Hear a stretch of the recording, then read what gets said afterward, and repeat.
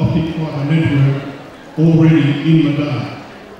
It is quite a big network, and it's a large optic fibre ring in Madar.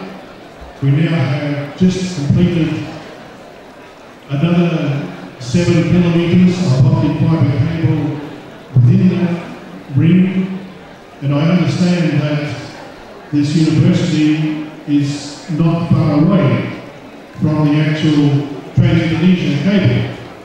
So we'll be looking at seeing, well, what is the cost? How can we work with the university and look at all aspects of fibre on the university, on each network, outside the university to connect to our main technical centre in Madar. And I haven't really seen at this stage the distances involved, but we will look at what it costs and we will do our best to make sure it is an economical solution for the Polytechnic.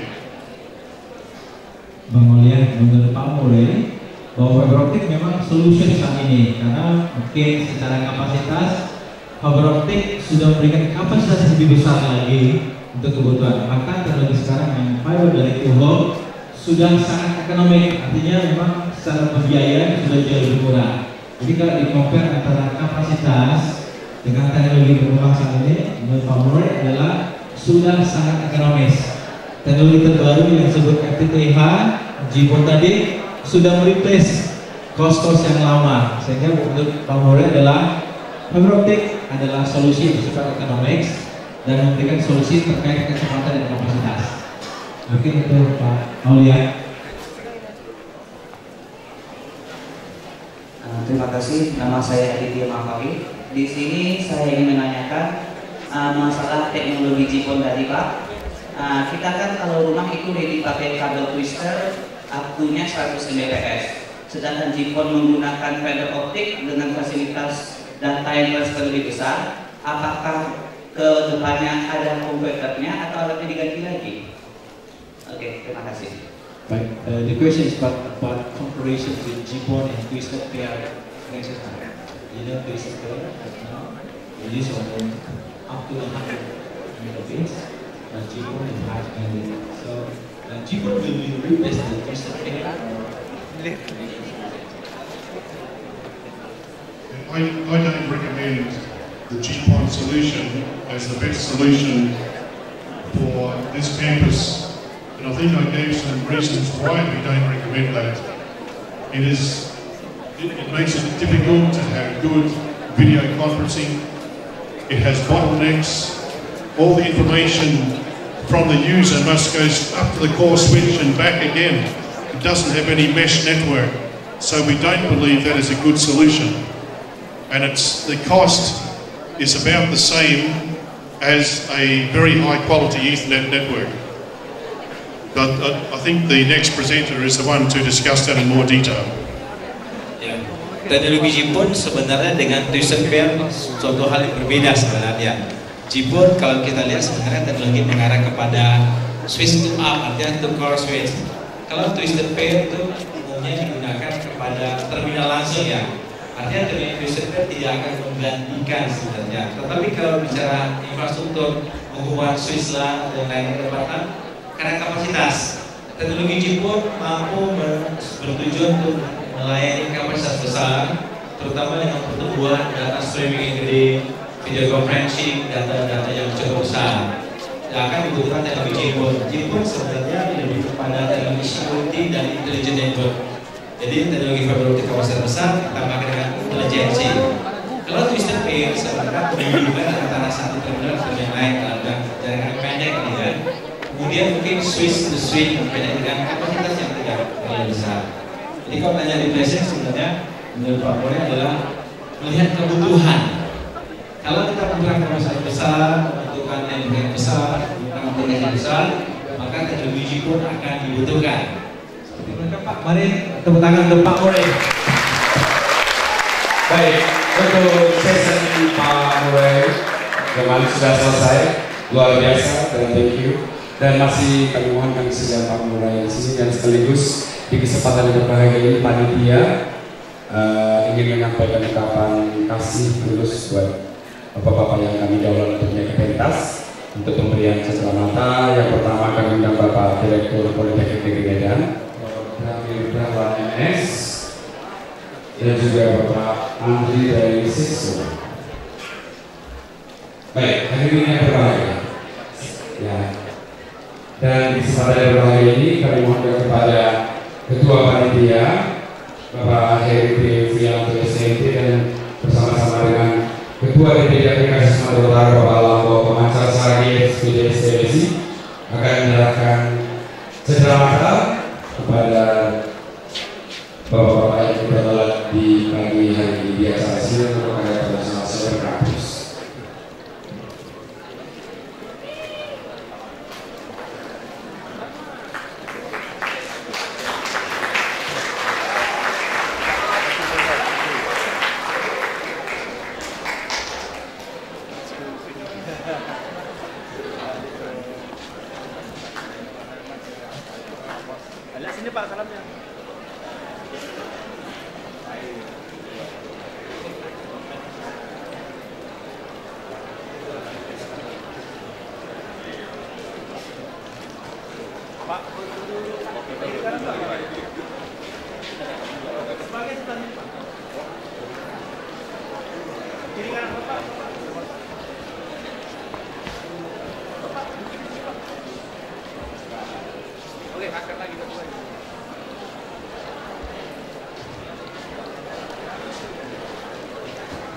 Yang berbahagia, tentunya tadi dengan sebenarnya yang telah diberikan kepada Direktur Politeknik Medan, juga Besar Burai, juga selanjutnya, juga Bapak Profesor Dr. Dami Talmis dan Sisko Bapak Andri.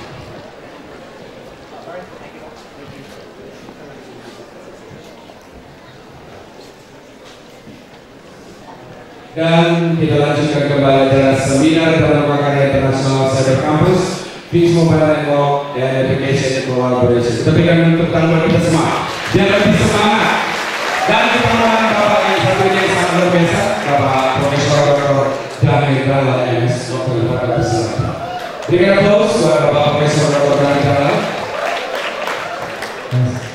Selamat datang Pak di Politeknik Pak. Terima kasih. Luar biasa tadi dari luar negeri Pak Mures sebagai engineer teknikal punya keahlian profesional. Hari ini kita dihadir oleh Pak Profesor. Terima kasih Pak atas kehadiran Politeknik ini Pak. Beliau akan menyajikan bagaimana solusi yang tadi dibawa oleh ISTN yang terjadi di waktu yang kita rasakan.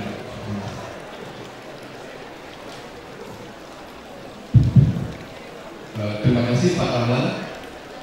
Assalamualaikum warahmatullahi wabarakatuh. Saya mau izin untuk berdiri. Biasanya dosen itu tidak punya asrot. Dosen itu mengajarkan semuanya sendirian, mempersiapkan mata kuliah, kemudian mengajar, menguji, menilai semuanya sendiri.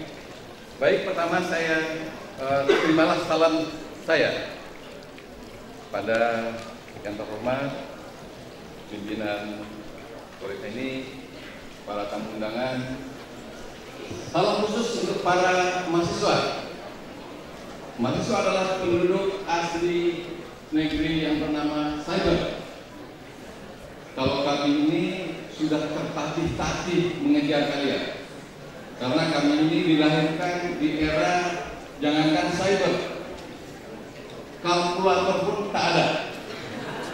Oleh karena itu, dalam hal cyber, saya yakin mahasiswa itu lebih maju dibanding dosennya. Baik, saudara sekalian, tadi kita sudah mendengar betapa besarnya kapasitas jaringan yang sudah tersedia. Sekarang, apa yang akan kita lakukan di kampus sebagai pendidik? Izinkan saya turun ke bawah.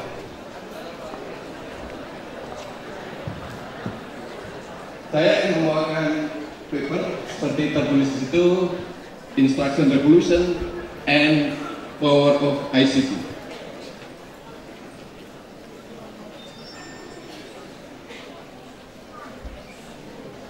Baik, saudara sekalian, pendidikan pada hakikatnya adalah suatu perubahan perilaku kita.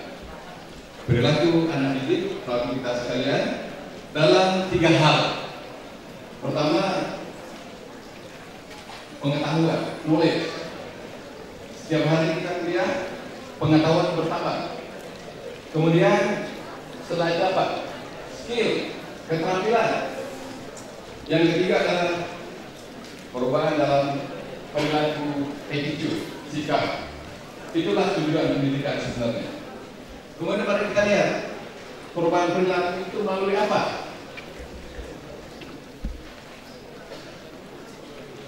Ini adalah learning pyramid. Kalau sekarang kita hanya mendengarkan kuliah ceramah dari dosen, itu paling yang masuk ke otak kita 5%. Apalagi era informasi sekarang, kalau dosennya berceramah tidak menarik, di belakang sana sudah main gadget sendirian. Saya kira di sini tidak ya, Mbak ya? Tidak beda. Oh, tidak beda. Jadi kuliah hanya mentransfer pengetahuan itu 5% saja. Jadi Bapak dosen jangan bangga dengan kuliah jadi dosen, menganggap mahasiswa pandai, tetapi ternyata cuma 5% saja. Kemudian masih membaca sendiri, tidak membaca catatan dari dosen ya, yang diterima dari dosennya tadi 5%, apa pula yang dikuliahkan, yang dicatat berapa persen lagi, baca sendiri di perpustakaan bertambah jadi 10%. Kemudian audio visual, ini yang disediakan oleh jaringan ini. Dengan menggunakan audio visual itu penguasaan kita akan makin bertambah. Itu kontribusinya sekitar 20%. Demonstration, ada demonstrasinya, begini caranya. Kemudian alat-alat lagi pakai audio visual itu bertambah lagi. Discussion group bertambah lagi. Practice by doing, ini yang banyak. Lakukan sendiri, coba sendiri, dan itu akan lebih banyak. Kemudian yang paling banyak itu sebenarnya magang. Dulu dengan dulu kala pendidikan itu dengan magang. Ada produk arsitektur yang luar biasa di India sana, semua tahu. Besmata itu arsiteknya itu umur 19 tahun. Sejak kapan dia belajar? Ternyata dia belajar sejak umur 8 tahun, ikut para arsitektur di Iran yang merancang banyak musim bagus di sana. Umur 19 sudah ada di otaknya. Mereka tidak perlu gambar karena sudah ada di otaknya masing-masing. Tapi sekarang kan tidak mungkin. Demikian juga arsitek yang Borobudur. Kalian sudah pernah semua ke Borobudur kan? Betapa hebatnya? Oh belum? Waduh, kasihan sekali. Untuk renovasi saja itu puluhan profesor melakukan itu, renovasi. Tapi orang dulu dengan magang, dia ada di otaknya gambaran itu, dipimpin oleh seorang yang bernama Gunadarma. Gunadarma itu adalah arsitek Candi Borobudur. Inilah kira-kira learning pyramid.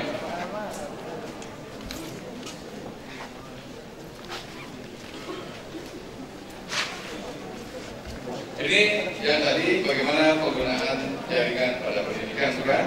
Ini sudah kita lakukan, sudah kita alami semua. Yang begini-begini sudah. Kemudian mari kita mulai dari traditional view of learning. Ya, sebagian besar kita sekarang masih seperti ini, tradisional. Belajar itu adalah usaha yang sangat keras. Menjemukan, harus bangun pagi-pagi, yang suka begadang. Padahal mahasiswa sekarang maunya itu kalau siang itu tidur, malam-malam baru oprek-oprek. Maka di Saya lihat di sepanjang jalan apa tadi malam, warung-warung internet penuh dengan anak-anak muda sampai pagi. Beda. Namun kalau belajar di kampus itu kayaknya berat sekali. Belajar adalah berat. Defisit modal of student yang tradisional itu. Apa yang diajarkan dosen tadi sudah 5% kan? Ternyata belajar secara tradisional itu adalah defisit. Kalau dulu nilai 100 atau 10 itu dulu 10 tidak pakai 100, itu katanya untuk Tuhan. 9 itu untuk dosen. Mahasiswa paling pandai sekalipun baru 8. Saya kira di sini tidak ada lagi ya Mbak ya. Apa masih ada? Mudah-mudahan tidak ada. Padahal belajar modern itu mestinya mahasiswa itu lebih pandai dari dosennya. Jadi demikian. Kemudian prosesnya adalah transfer informasi dari dosen ke mahasiswa. Dosen memberi informasi, kemudian mahasiswa itu menerima. Kemudian pelajaran itu di break up, dipisah-pisah, dipilah-pilah menjadi yang kecil terisolasi. Kadang-kadang satu dosen sama dosen lain tidak nyambung tuh. Walaupun mungkin matematika 1, matematika 2 dan segala macam, kadang-kadang nggak nyambung, tergantung dosennya. Menggunakan betul apa salah? Oh betul ya? Kalau itu sama di tempat saya juga begitu. Baik, individual prosesnya. Kalau yang rajin, habis kuliah, datang ke perpustakaan, di rumah belajar lagi sendirian, itu yang rajin. Seperti Bapak yang di sini pasti rajin. Kemudian, linear proses. Karena anak kohort, habis belajar ini, itu kalau ini dulu, itu tidak boleh, betul nggak?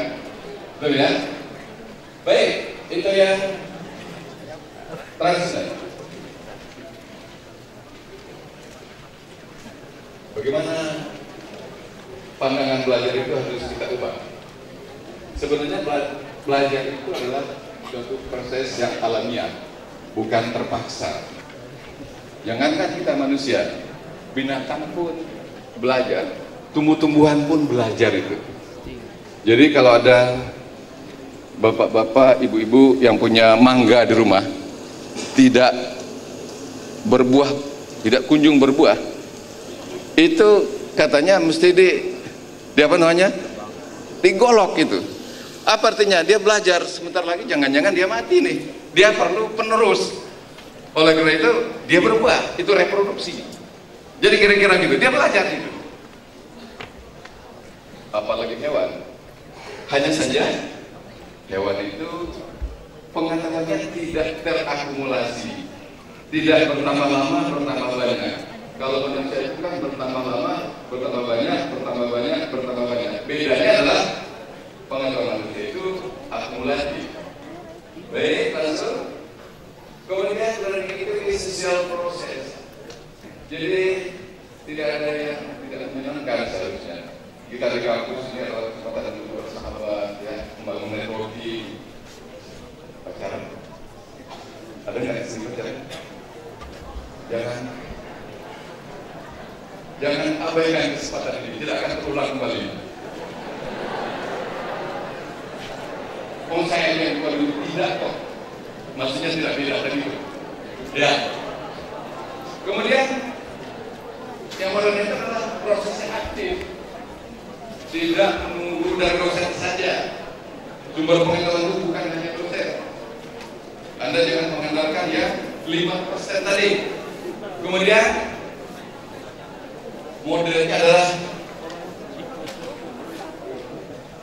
kalau tadi di Mesir, kalau yang modern itu adalah justru berlebih. Diharapkan justru mahasiswanya itu lebih pandai, lebih banyak pengetahuannya dibanding dosennya. Kemudian interaktif. Bagaimana menguji penguasaan? Kalau dari tradisional kan masih ada ujiannya ya, tes tertulis, kemudian ujian nasional. Tapi kalau yang model itu mestinya itu portofolio. Portfolio itu adalah bagaimana pengakuannya dapat diakses. Setiap orang itu berbeda-beda. Bisa saja yang satu jauh lebih pandai, lebih banyak pengetahuannya, yang lainnya lebih sedikit karena kecepatannya kurang, dan bisa saja itu terjadi. Baik. Kemudian yang lama itu kita sebut dengan teacher center learning. Ini sudah kita alami semua. Saya kira kita lihat saja, tahu persis kita. Kemudian yang berikutnya tentu yang akan datang, seharusnya ini yang kita lakukan, apalagi sudah ada dukungan backbone yang luar biasa. Belajar sendiri ini nanti akan lebih menyenangkan bagi yang suka begadang. Begadangnya bisa bermanfaat, yaitu dengan mengakses sumber-sumber belajar yang nanti kalau jadi jaringan ke kampus ini, ya silahkan digunakan kesempatan ini.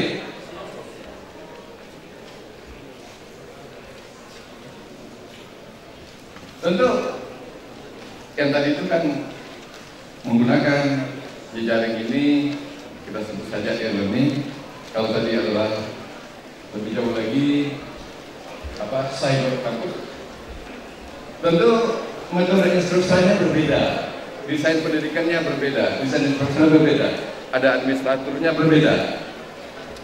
Dan di sini mesti berubah perilaku, bukan hanya perilaku manusia, perilaku pimpinan, perilaku institusi mesti berubah. Ya, ini multimedia yang tadi sudah disediakan harus dapat kita gunakan. Kemudian simulasi learning, experience dan segalanya. Bermain sambil belajar rasanya nanti akan sangat menyenangkan daripada ngantuk. Ini saya cerita saja banyaknya itu. Jangan memang yang termasuk yang 5% ya. Baik. Mestinya kita bisa self assessment dengan teori itu. Kita mengujian sendiri kapan saja kita mau. Kita masuk ke penelitian kapan kita mau. Sudah dapat. Dan tidak ada lagi masa ujian di sini. UTS, UAS, kapan saja ada ujian. Baru mulai kuliah, ujian langsung. Masa dapat kredit Pak. Sudah dapat menentukan ya. Kemudian belajar dapat diulang. Kalau kuliah kan sekali, one shot. Kalau dengan ini kan bisa ulang-ulang, diputar lagi, sampai betul-betul paham. Oleh karena itu, koefisiennya bisa lebih dari 100%. Baik, ini yang beliau sediakan tadi, yang siap untuk kita gunakan. Pengetahuan dunia itu kira-kira meningkat 2 kali lipat setiap 2-3 tahun. Padahal di kampus itu kan diajarkan pengetahuan yang baru mestinya. Kadang-kadang mungkin saya juga salah, kadang-kadang saya mengajarkan pengetahuan yang sudah lama juga. Padahal yang barunya itu. Kemudian human knowledge, pengetahuan manusianya double, berlipat 2 antara setiap 5-10 tahun. Kemudian ini kira-kira setiap hari ada 7.000 paling tidak publikasi ilmiah.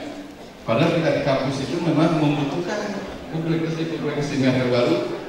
7.000, bagaimana kita mengaksesnya? Apa dengan barang cetakan? Kemudian, nah ini dia, sistem capability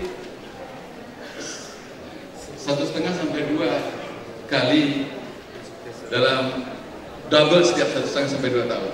Bahkan di Indonesia barangkali dengan dibangunnya fiber ini, tahun ini mungkin bisa kapasitas 10 kali lipat. Kalau tadi berhitung paling banyak berapa tadi Pak? Saya tidak tahu, hanya ratusan megabyte menjadi 3 megabyte tadi. Kapasitasnya menjadi besar sekali. Kemudian kita kan bisa mengisi 19 juta buku. Kemudian kita bayangkan sekarang, kalau pengatur ini semua dicetak dengan buku kertas, saya kira akan habis utang sedunia. Isinya belum selesai dicetak.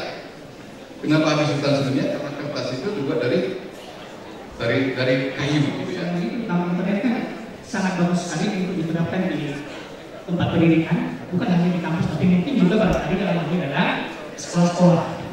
Ya, sehingga dengan menggunakan cyber kampus atau internet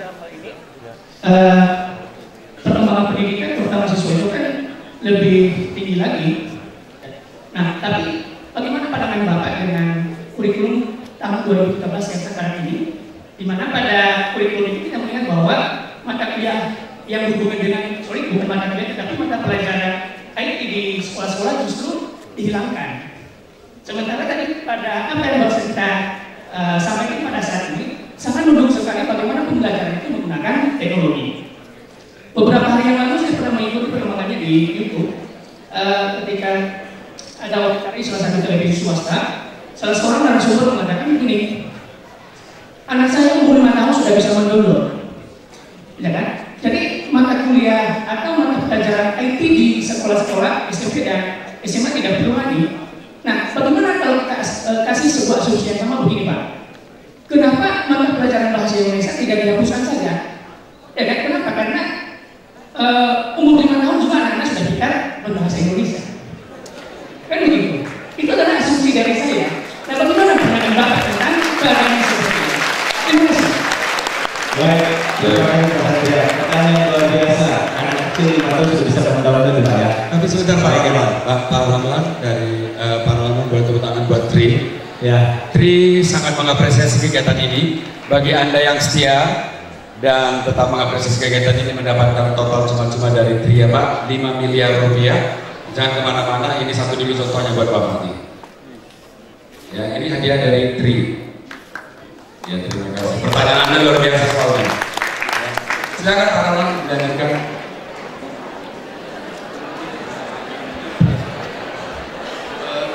Baik Pak,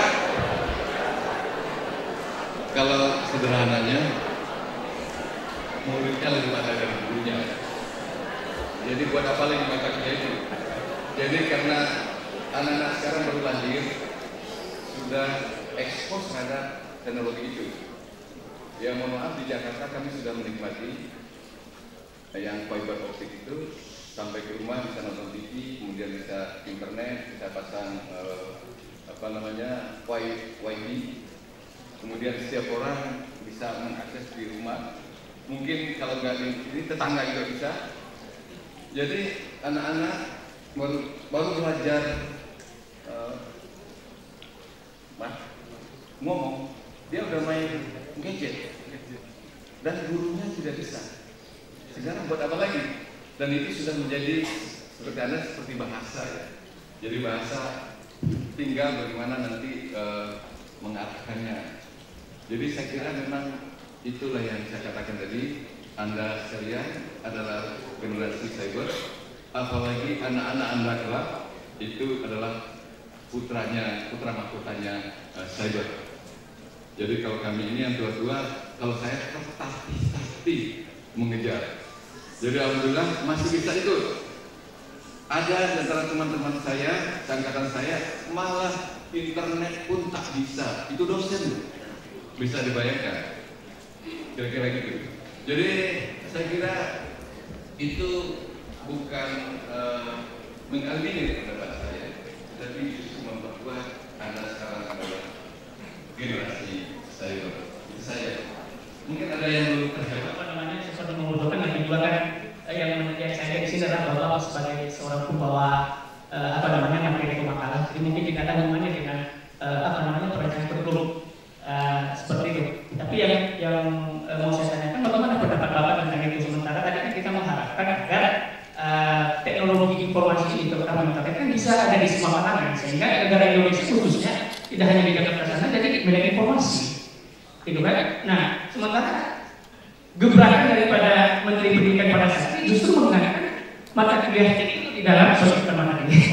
Mata pelajaran teknik itu mulai dari SMP sampai SMA. Nah, itu kan sangat disayangkan sekali. Nah, seperti itu, Pak. Bahkan Bapak mengatakan kalau memang pun kita dari SMP kan tinggal bagaimana pola mengaturnya sehingga bisa diarahkan sesuai dengan kebutuhan masing-masing di bidang pendidikan. Nah, justru ini kan sangat disayangkan sekali. Terima kasih, Pak. Baik, ya satu sisi saya sependapat dengan Anda, sayang sekali ya. Tetapi ada sisi lain, justru berbaik sangkanya, memang itu kan kayak mengajarkan ikan berenang gitu ya, anak-anak itu. Mereka sudah bisa belajar dari sumber-sumber lain. Kalau dari guru itu 2 jam sepekan, itu tidak akan merubah apapun sebenarnya. Dan gurunya pun dengan segala macam problemnya, begitu dilatih, kan mereka dilatih awalnya. Untuk mengajar itu dilatih, kemudian rata-rata nggak tambah lagi. Padahal kecepatan teknologi ini, begitu kita beli handphone sekarang minggu depan kan sudah ada lagi yang lebih baru. Aplikasinya tadi berapa juta tadi Pak? 15 juta tadi. 15 juta. Oleh karena itu tidak ada guru kayaknya yang bisa mengejar ini. Tetapi karena ini sudah domain publik, sudah dibiarkan berkembang alamiah. Karena tadi proses belajar modern itu adalah alamiah Mas, bukan oleh hanya dosen. Dan kenyataannya, faktanya menunjukkan Anda ini tidak ada yang mengajarkan. Itu semua udah jauh lebih jago daripada dosennya. Dosennya nanya, ini mana bukanya? Wah ini kok hilang? Masih banyak yang begitu kan? Jadi kalau ada pendapat, saya berpendapat seperti itu. Cuman kepada generasi saya, kepada dosen, betapapun tertatih-tatihnya kita, mari kita ikuti selangkah demi selangkah walaupun di belakang mahasiswa kita. Luar biasa, sangat banyak. Tepuk tangan dulu untuk Pak Dosen yang mau luar biasa. Terima kasih Pak, mudah-mudahan kita bisa menjawab. Tapi saya sedikit menambahkan Pak, sewaktu seminar kita di Unika kemarin, itu disampaikan bahwa kurikulum 2013 yang saat ini sudah mengacu untuk implementasi teknologi informasi atau TIK. Jadi memang 2013 ini Pak, implementasi kemarin kurikulum di Indonesia sudah fokus kepada TIK. Namun memang sudah pesan tadi Pak, bahwa ayah mengajari ikan berenang Pak ya, baru mengajari dia sudah ngerti. Contoh anak saya SMP Pak, kelas 2 saat ini, saya baru belajar desain, dia udah buat desain canggih-canggih Pak, dan udah bergerak lagi. Wah, saya nggak tahu dari mana belajarnya Pak. Memang teknologi seperti itu Bang. Jadi memang kalau tadi dosen untuk bicara mengajarkan kepada muridnya, dia mungkin memilih dulu materi mana yang tidak dikenal oleh muridnya. Tetapi pesan Bapak tadi jelas bahwa belajar mengenai IT ini bukan hanya dari dosen atau dari guru saja, tapi bisa belajar dari berbagai sumber. Yang saat ini teknologi mobile yang disampaikan oleh Pak Mulai tadi, ada 2 juta mobile aplikasi yang sudah standby, yang semua sudah bisa digunakan. Sehingga bisa katakan mengajari berenang membuat para dosen tertatih-tatih dari Pak. Oke, gitu dulu. Tepuk tangan dulu Pak Profesor. Bagaimana? Oke. Selamat pagi. Perkenalkan saya Mustafa Lubis dari MI 4A. Lubis. Pak Lubis tadi ya? Iya Pak. Kalau saya kan istilah dosen kan seharusnya menjadi tentang jawaban. Sedangkan kurikulum Indonesia berubah setiap 4 tahun sekali dengan sistem acuan yang sama selama 4 tahun dan setiap tahun. Teknologi semakin berkembang, otomatis mahasiswa belajar teknologi yang sama malah ketinggalan dengan teknologi yang baru. Nah, saya mau sama seperti tadi Bapak Minister tadi menanyakan bagaimana menurut Bapak kurikulum yang selalu berubah di Indonesia. Terima kasih. Pertanyaan dalam nih Pak. Mungkin Profesor. Kurikulum memang harusnya selalu disesuaikan. Tapi kan manajemen mengharapkan ya tidak tahun sekali gitu ya. Tapi kurikulum itu kan cuma kerangka anak-anak sekalian. Mata kuliahnya apa? Orang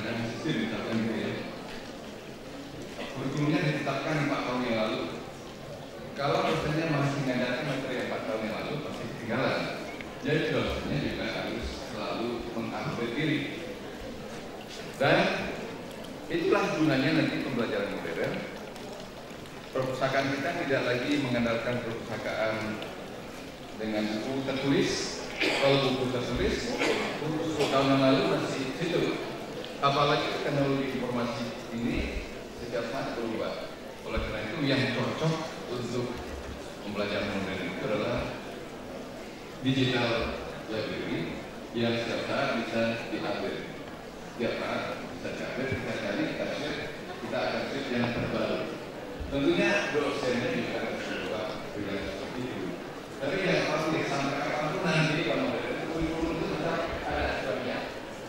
Direview tiap kali, 2 kali kan. Tetapi itu kerangka isinya boleh diupdate setiap saat.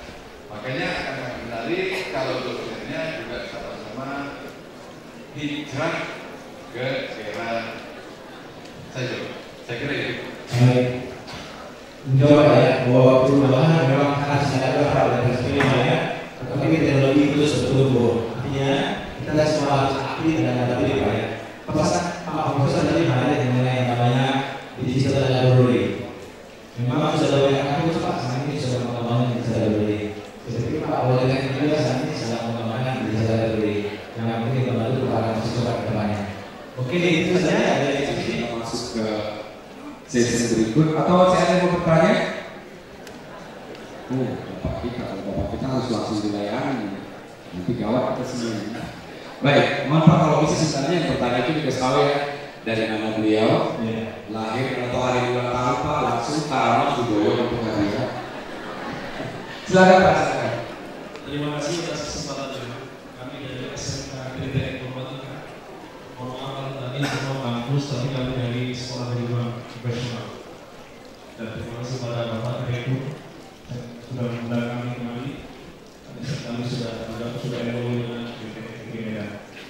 Pertanyaan singkat saja Pak. Pertama, kalau di kampus memang kalau Pak Prof itu biasa memberikan ceramah atau apa namanya presentasi dan sebagainya. Jadi kami dari SMK mohon kiranya karena ini sekolah kejuruan reaksi, kalau ada waktu kiranya Pak Prof turun gunung untuk memberikan presentasi atau ya kuliah di SMK karena sebenarnya basisnya di sini. Itu yang pertama. Yang kedua, ada isu yang sangat menarik belakangan ini tentang ujian online. Pemerintah akan mengadakan ujian online untuk sekolah-sekolah SLTA. Dalam hal ini termasuk juga SMK. Kita melihat bahwasanya tidak semua sekolah mempunyai fasilitas yang memadai. Mohon kiranya melalui kesempatan ini juga semua stakeholder memikirkan ini sehingga pelaksanaan ujian nasional itu nanti secara online dapat berjalan dengan sebaik-baiknya. Saya kira hanya itu Pak. Terima kasih banyak. Assalamualaikum warahmatullahi wabarakatuh. Baik, terima kasih Pak. Saya lihat tadi ada satu masukan Pak ya untuk kunjungan ke sekolah-sekolah. Nah, yang kali kita juga mengenai sekolah online, belajar online. Nah, yang juga bisa ujian online Pak. Bagaimana kita mengantisipasinya? Pertama sih Pak, ada contoh-contoh lagi Pak. Aku juga sih Pak. Mungkin Pak Prof silakan. Ya, yang pertama itu juga menarik. Kalau ada mungkin bukan hanya satu sekolah, beberapa sekolah itu berkolaborasi menggunakan kami dengan sangat senang akan datang awal. Tapi jangan satu sekolah supaya sekali orang Pendayung itu 2 pulau terlampaui kan ini pesan Pak Lambo kayaknya. Ayo Pak. Kemudian ujian online sebetulnya itu mengarah perdebatan yang luar biasa selama ini. Ujian nasional perlu atau tidak kan itu ya. Barangkali nanti ujian yang online itu kalau mereka yang ingin mendapatkan nilai secara nasional itu berapa? Kayak di mancanegara itu. Bagi mereka yang tidak perlu dari ujian nasional, mereka nggak memerlukan. Tapi begitu mereka memerlukan, setiap saat sebenarnya bisa mengikuti ujian nasional, tidak harus di sekolah. Mungkin ada lembaga-lembaga yang diakreditasi oleh negara itu. Kadang-kadang ada tuh lembaga sertifikasi. Mungkin ada lembaga juga yang khususnya untuk ujian. Tentu saja itu satu perkembangan yang menarik, karena dengan masifnya pembelajaran kita, jutaan orang, kalau yang ujian itu kan mungkin ada 1 juta orang, saya tidak tahu yang ekstra ada 1 juta ya. Itu kan sangat boros sekali. Mata pelajaran yang dicetak, bocor lagi, membuat mengajar siswa kita itu pembohong, mengkader mereka jadi koruptor, penyogok dan segala macam gitu kan. Kemudian sekolahnya juga stres, kalau tidak lulus 100% nanti wali kotanya marah dan segala macam, tidak diturunkan biaya sehingga gurunya pun ikut bermain. Jadi buat apa sih sebenarnya? Sebenarnya tidak ada apa-apa. Toh nanti perguruan tinggi mereka ganti lagi. Apa gunanya kan gitu ya? Saya kira nanti mengarah, saya berharap itu tidak ada lagi nilai nasional, tapi bagi mereka yang ingin ada nilai nasional, silakan ujian kapan saja, di mana saja, dan mestinya perguruan tinggi mengadopsi itu. Membuat perguruan tinggi tinggal lihat saja nilai nasionalnya berapa, ya punya syarat. Tidak perlu lagi ada ujian itu boros sekali. Setiap orang menjalankan sesuatu, setiap orang menjalankan sesuatu, kemudian kita menganggap negara kita masih miskin, padahal pemborosannya luar biasa. Ya Pak ya, lihat saja bulan November, mulai Oktober sampai Desember itu, hotel di seluruh Indonesia penuh sesak oleh PNS. Untuk apa? Untuk membuat laporan. Laporan apa? Laporan yang itu tadi. Proyeknya jalan nggak? Belum. Laporannya yang jalan. Luar biasa Pak, terima kasih Pak Profesor. Tepuk tangan dulu Pak Profesor. Memang Pak, ini saya kembalikan lagi challenge untuk Pak Lambok dari asosiasi, karena bicara online. Kemarin Pak Lambok dengan IAIN sudah berbicara tentang namanya cloud computing Pak. Teknologi di mana menjadikan aplikasi sebagai akses dipakai oleh banyak publik, banyak user Pak. Memang dari sisi asosiasi kemarin sudah sempat bicarakan dengan try out online Pak, yang akan dicoba dikembangkan oleh asosiasi. Nah, ini tantangan untuk Pak Lambok hari ini, bagaimana teman-teman untuk bisa memimpikan namanya solusi online. Memang ujian online akan hemat Pak ya, untuk tidak ada pohon. Banyaknya kalau jutaan orang, tes berapa kertas, berapa pohon ditebang Pak ya. Tapi memang pertanyaan menarik, apakah kita siap untuk meningkatkan online sistem itu? Dan benefit yang didapat adalah online sistem, kita di mana saja, kapan saja, mau di mana saja bisa mencobanya. Luar biasa. Mudah-mudahan ini bangsa kita Pak, kita siap untuk online dan didukung oleh kampus dan asosiasi, kita bangun sistem online Pak. Terima kasih. Kami kembalikan kepada MC. Ya, terima kasih banyak Pak Moderator.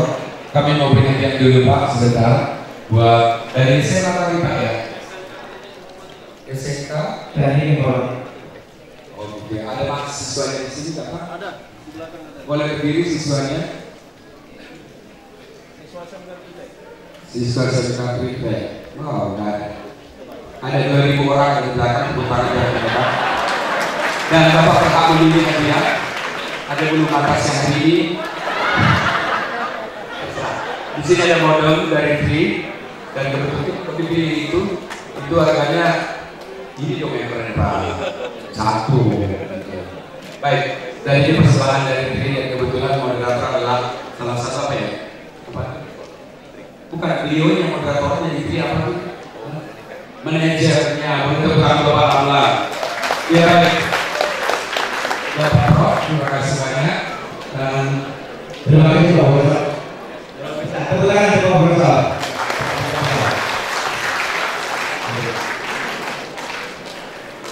Dari Jakarta dari siswa Indonesia.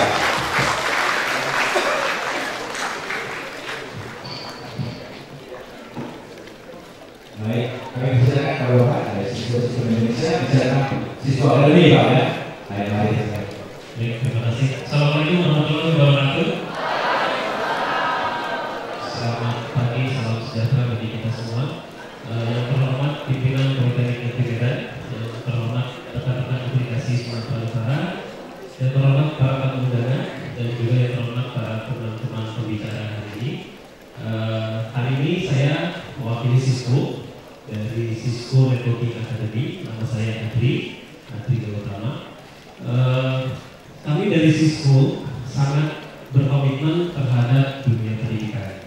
Salah satunya adalah kami menjalankan program Corporate Social Responsibility, mempersiapkan teman-teman atau adik-adik mahasiswa-mahasiswi di sini untuk menghadapi dunia yang tadi sudah diperkenalkan oleh Profesor Dahra,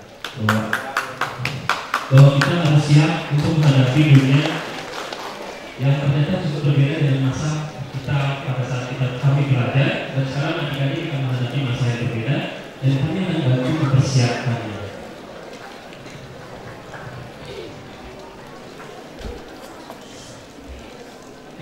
Jadi yang pertama adalah rangkaian dari perjalanan dunia internet. Tadi sekarang sudah dibahas oleh Prof. Dahra bahwa perkembangan internet pada saat awalnya adalah kita dulu menggunakan internet, mungkin zamannya Pak Amla dengan saya, internet itu tidak semenarik saat ini. Tidak ada grafis, tidak ada gambar. Dulu kalau kita mau lihat gambar itu hanya 8 bit, 16 bit, ya, kotak-kotak. Jadi sekarang semua sudah menyenangkan, semua tampilannya sudah sangat mengejauhkan mata. Pada saat awal internet diperkenalkan, itu mereka hanya digunakan sebagai sarana bertukar data, bertukar informasi, kemudian mereka baca ke dalam e-commerce. Karena sekarang pada saat itu konektivitas sudah tersambung, konektivitas sudah ada, lalu kenapa hubungan yang sudah ada tadi tidak dimanfaatkan? Dan saat itu manfaat yang paling utama adalah memanfaatkan ke sisi bisnis. Sudah muncul istilah e-commerce. Saat ini kita sedang berada di peralihan antara yang 3 dan yang keempat. Saat ini kita semua sudah ada di sosial media. Saat ini saya yakin juga sudah ada ribuan posting di Facebook tentang acara hari ini. Jangan lupa tag nama saya. Dan saat ini pula hampir semua yang hadir di sini menggunakan mobile device dalam bentuk laptop ataupun dalam bentuk smartphone. Saat ini tidak ada lagi membawa desktop. Pada saat saya kuliah, saya masih harus bawa desktop. Saya masih belum bisa membeli laptop pada saat itu. Jadi laptop masih belum populer. Saat ini mungkin di beberapa kampus begitu daftar sebagai mahasiswa langsung dapat laptop.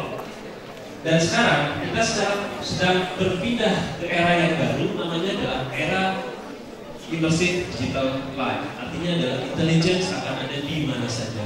Tidak dari dosen yang tadi kalau mengajar hanya 5%, tapi kita harus cari di tempat lain dengan reading, dengan video, dengan diskusi. Dan itu semua ada di sekitar kita, asalkan kita ada konektivitas.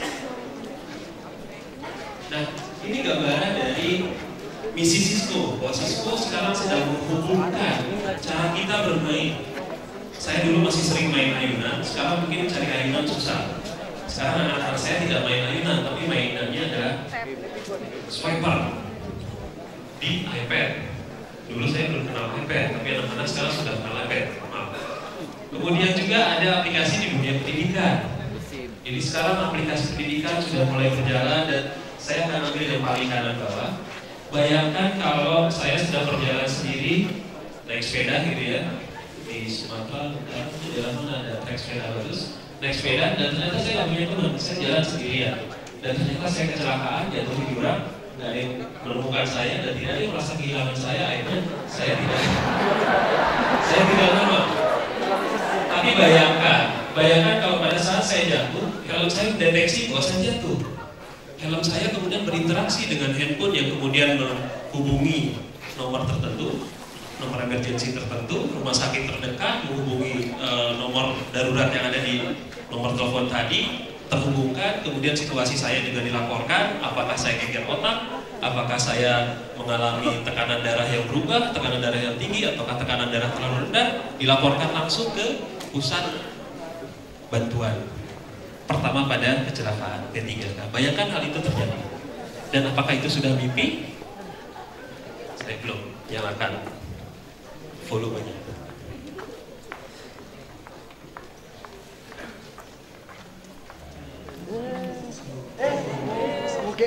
Talking to a helmet. It grabbed the patient's record before we even picked him up. It found out the doctor we needed was at St. Anne's. And it got us okay on treatment from miles away. It even pulled strings with the stoplights.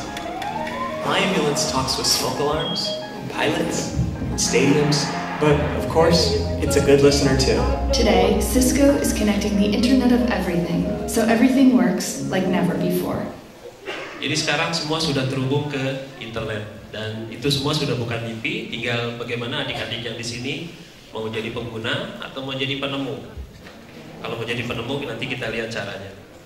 Kemudian menghadapi dunia yang berubah, yang tadi sudah disampaikan bahwa saat ini perubahannya sudah mulai dari teknologi yang sudah mulai berkembang, tidak hanya dari segi aplikasi, perangkat, tapi juga sudah mulai ke perubahan sosial struktur. Kita sudah berinteraksi dengan cara yang berbeda saat ini. Kita sudah tidak, mungkin kalau saya ketemu dengan Bapak Pak Ramlan gitu ya, di ruang tunggu dokter, sekarang diam-diaman, saya BBM, Pak Ramlan BBM, atau mungkin WhatsApp. Kalau dulu, 5 tahun lalu, 6 tahun lalu, saya ketemu seseorang asing, saya pasti akan tanya, Bapak dari mana, kemana, ketemu dan muncul interaksi. Sekarang interaksinya sudah mulai berubah. Perubahan tadi harus kita dukung. Caranya adalah jangan sampai kita overload dengan pilihan perubahan yang ada. Jangan sampai dosennya bilang kamu harus punya Twitter, kamu harus punya Facebook, kamu harus punya pet, apalagi itu. Semua punya? Enggak. Semua punya belum? Nah, jadi jangan sampai overload. Caranya gimana? Caranya adalah tentu kita harus menyikapi dengan lebih bijaksana. Dan ini adalah salah satu gambaran video pada saat Cisco melakukan visualisasi dunia di masa datang. Tapi beberapa teknologinya sudah diaplikasikan saat ini. Pada saat dia baru bangun tidur, kemudian nanti sampai kemudian kembali tidur. Kita lihat videonya.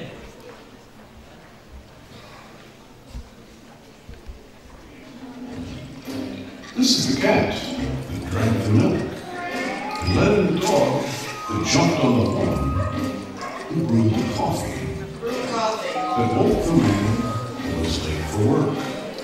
All right, I gotta go. And drove the car that found the parking spot. Find parking space. That alerted the door that opened the control room. That secured the data, that directed the turbines, that powered the sprinklers, that watered the grass, that fed the cow, that made the milk, that went to the store, that reminded the man to buy the milk. It was forwarded by the girl who loved the cat, that drank the milk. The Internet of Everything is changing everything. Cisco, tomorrow starts here. Jadi saat ini sudah mulai masuk ke dalam tren yang dikatakan sebagai Internet of Everything. Bagaimana menginternetkan semua perangkat di sekeliling kita untuk memudahkan kehidupan kita. Jadi tidak hanya perangkat mobile, tidak hanya laptop, tapi semua perangkat di badan kita. Mungkin kacamata Mbak di sini nanti juga harus terintegrasi internet. Saat ini sudah ada yang membuat, tapi belum dijual. Kemudian bagaimana saya mendidik, atau saya mendidik diri saya sendiri, atau saya mendidik rekan-rekan mahasiswa di sini untuk menghadapi perbedaan kultur di masa depan ini. Caranya seperti apa? Bagaimana cara saya untuk menyesuaikan? Ini salah satu bentuk aplikasi yang dilakukan oleh teman-teman di dunia pendidikan. Bagaimana kalau saya ikut dalam sebuah kuliah dan kuliahnya semua sudah terintegrasi dalam smartphone yang kita miliki. Jadi saya data, oh ternyata sekarang saya punya PR. Saya punya PR harus selesai tanggal berapa dan berapa. Kemudian juga ada kuis jam 2. Kemudian saya ada jadwal lain, matematika, sains, art, dan juga makan siang, jangan lupa. Kita harus tetap menjalankan jadwal makan siang di jadwal kita, agar orang lain tidak menjadwalkan rapat di jam makan siang kita. Kemudian, oh kuis, oke, ada kuis online, pakai handphone saya. Oke, kalau gitu saya bisa akses ke handphone saya. Ada kuis, apa di sini? Oh saya harus baca dulu, apa yang harus saya baca, materinya apa saja.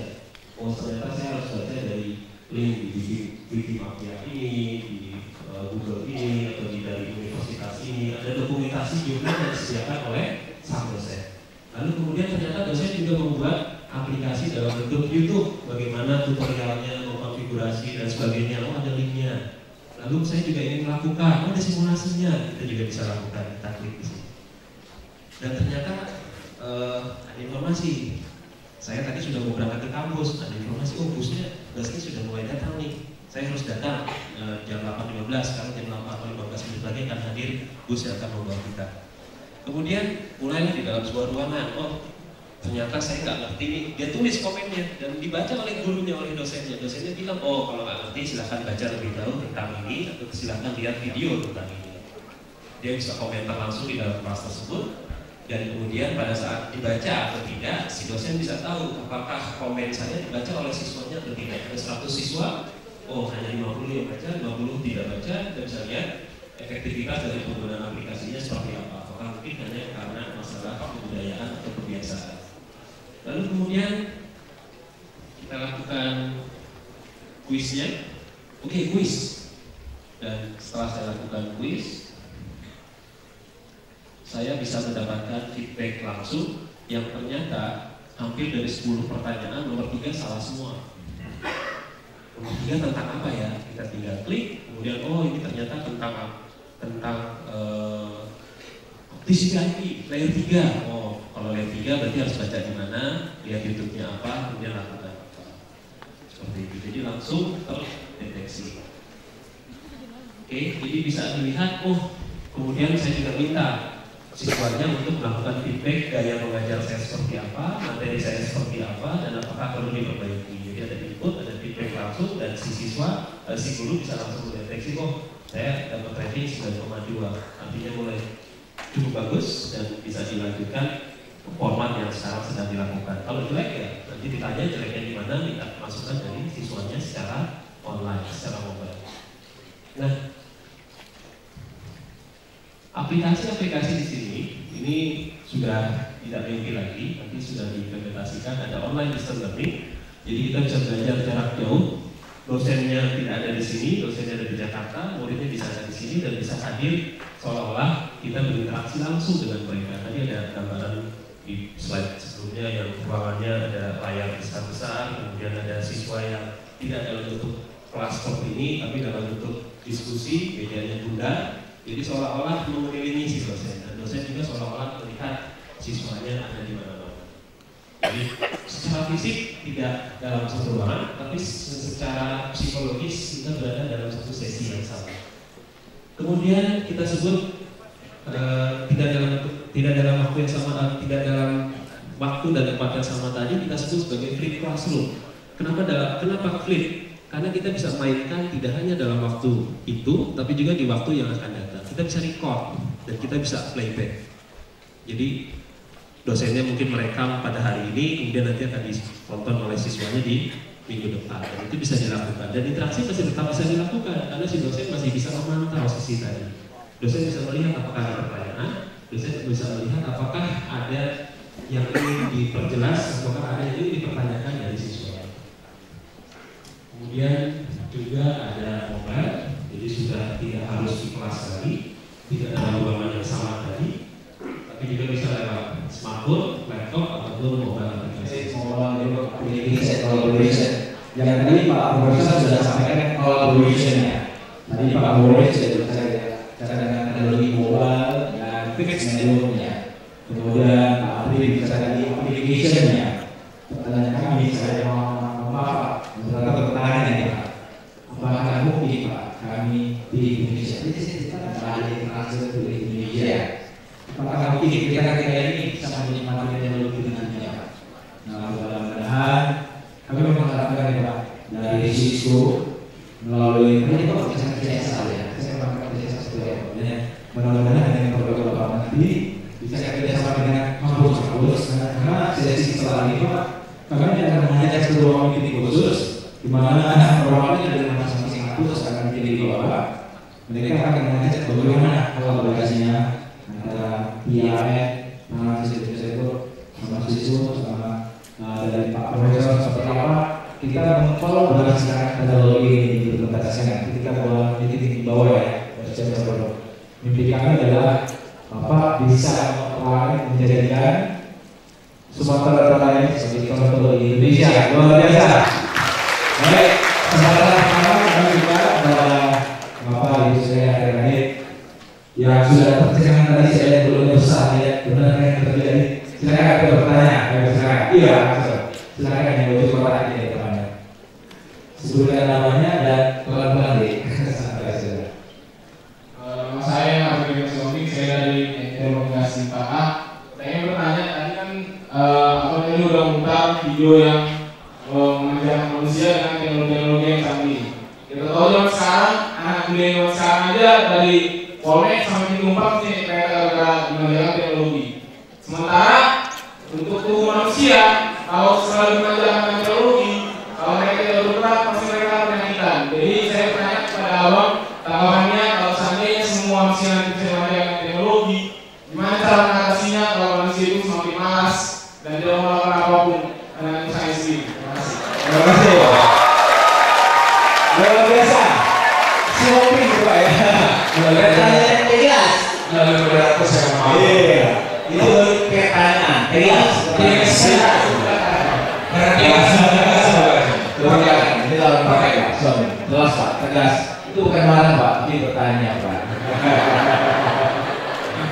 Nah, bagaimana Pak untuk buat orang tidak malas Pak, untuk rajin? Ya, pertanyaan menarik Pak.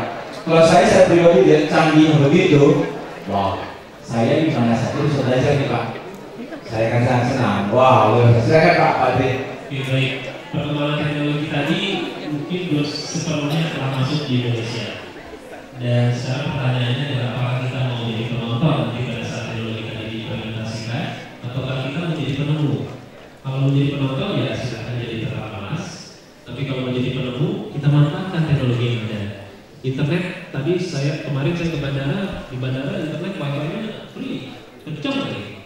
Di sini juga mungkin ada akses yang free dan ada kencang juga. Jadi kita bisa minta dua bapak-bapak di depan ini untuk menyediakan internet akses di Sumatera Utara, khususnya di tempat kos Mas siapa ini? Aksesnya bisa lebih cepat. Awalnya kita akan punya godaan untuk selalu membuka YouTube dan melihat video-video yang tidak punya manfaat langsung untuk pembelajaran kita. Tapi kita harus komitmen. Kita ke kampus ini mau apa? Mau ambil ilmu atau mau ambil nilai?